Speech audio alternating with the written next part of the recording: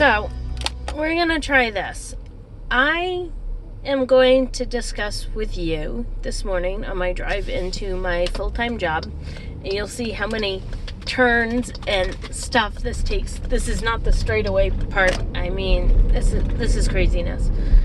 Traveling through New Haven. There's no simple way to get from the Woodbridge side of New Haven down into the city, to where my office is for where I work. But anywho's, we are going to discuss today, this morning, which still happens to be Tuesday before Thanksgiving. Yes, I'm getting a whole lot of videos done, but I feel like I have so much on my brain. So stop the rambling. This discussion on my drive into work is going to be pregnancy and where how this adventure really, truly started. So, I met my husband, and his name's Ben.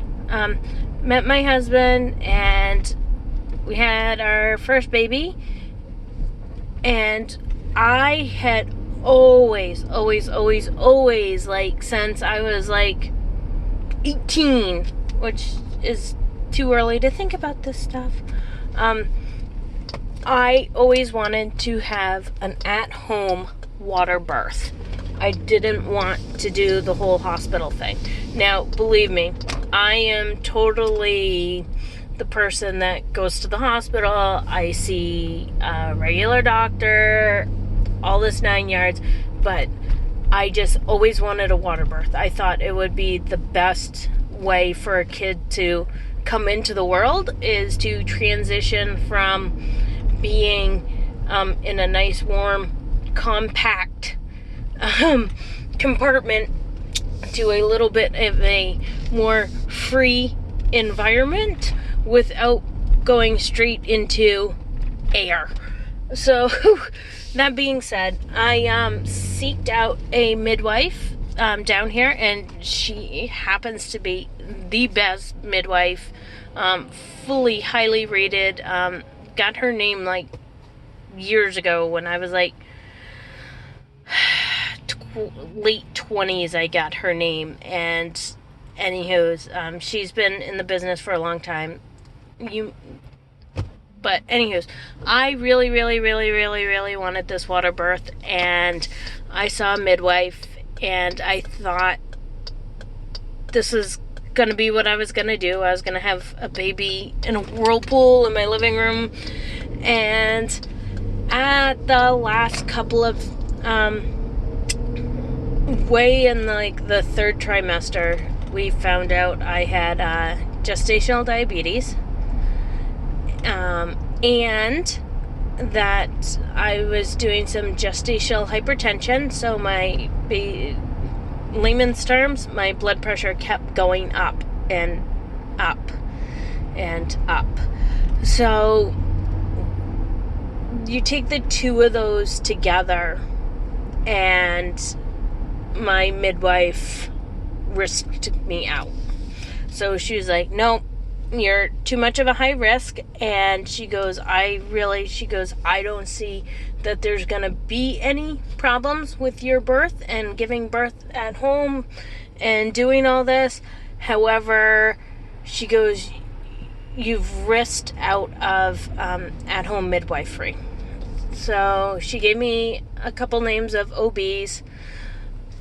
I went to one of the OBs, and let me just tell you, even though this OB was supposed to be like a homeopathic kind of OB, that she was gonna help with doing things the right way and understanding birth plans and understanding that I wanted a natural birth and all of this, still wasn't my cup of tea. I kept my midwife on, and I kept my OB on, and the doula that I had set up, I actually released her I actually, instead of having her as a birth doula, I had her as a aftercare doula, which, oh my God, I don't know how any of you women who go to the hospital, pop out a baby, go home, and do this stuff on your own, do it. I am totally indebted to my midwife and my doula outside of the OB. I totally enjoyed having midwife appointments because they were 1 hour long appointments where we discussed not only, oh, let's see how big you're getting and take your vitals. It was more like, how are you doing? We understand that your husband's sick and you've got a teenage stepdaughter that may or may not be in the picture, and you're still working, and how to navigate all of it together. I mean, it felt so good to have that support the entire time, and then the aftercare of a midwife, awesome. So that being said, I got pregnant.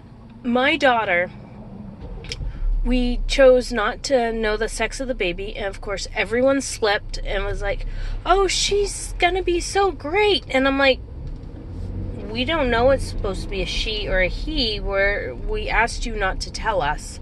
And they're like, oh no, I just thought, and it's like, you gave it up. You gave it up so many times, all the way through the process. So, anywho's, not very happy about people trying to keep a secret of us not wanting to know what we were having for a child. While I was pregnant, gestational diabetes, gestational hypertension, and my daughter wanted banana peppers. That's it. Like, steak and cheese with jalapenos. That was my go-to food, like, the entire time I was pregnant, was steak and cheese with jalapenos. And, well, peppers and onions and mushrooms and all that good stuff too, but right now, I do not, I never did do the jalapeno thing. I always thought they were too hot. I still now think they're too hot, except for when I was pregnant. They were like, that and banana peppers on like everything. My daughter also, whenever I would eat anything that was processed, she'd make me throw it right back up again, or if I wasn't throwing it up, I was just really nauseous and not feeling good about it. So my daughter is definitely the start of the natural foods and raw foods and doing the unprocessed foods. Okay, that's my daughter created that 100%. So pregnancy, midwifery, doulas, you need. We are going to try for baby number 2. I am still going to try my darndest to do an at-home water birth this time around. That being said, to make sure I don't risk out, I need to make sure that my sugars are under control, my blood pressure's under control. Post-pregnancy, my sugars went back down to a reasonable level. They're still at a reasonable level. To help with weight loss, conventional medicine tried to have me, go on metformin to get my sugars under control. I finally found a homeopathic endocrinologist, and she's like, yeah, you don't need to be on metformin. You know how to control your diet. That's what you just need to do. Because what I was doing is I was using the metformin as a crutch instead of an aid. So with me, if there's an easy way out, I will probably take it. And that's something I've learned about myself, and I kind of want to try to get that under control in the next year or two. I really got to start stepping up my game and doing things the right way. Is it the right way, or is it just the better way? Whatever. So I am, for right now, like today for lunch, I have steak and peppers. Just the regular, like, green peppers, red peppers, yellow peppers, and onions and stuff like that. No bread. I do need to have some carbs during the day, so I'm sure I will munch on something. This morning I had, like, these little quiche things that I make to make sure that I have all my proteins and vegetables during the breakfast, and I usually just like one slice of toast. My big thing, like, over the next few weeks is fixing my volume of water intake. It's not good at the moment, so I'm really a big coffee drinker, so switching from regular to decaf, only because I really just enjoy the taste of coffee. It's not that I need the caffeine in the coffee. So those are, I think, what we're gonna work on, and that's the pregnancy update for right now. It is the Tuesday before Thanksgiving. My husband and I are not planning on trying to get pregnant until probably January-ish. The midwife wants us to have a full 2 years from the time I gave birth to the time I get pregnant again, and my daughter was born on December 12th of 17. So we're getting closer to that 2-year mark, but I think we're gonna do January, and go from there. So I definitely will keep you guys informed as far as my eating for the pregnancy stuff, and that's why we're gonna do the garden, so that I can get more vegetables into me, and also have it so that my daughter can have all the tomatoes she could ever dream of.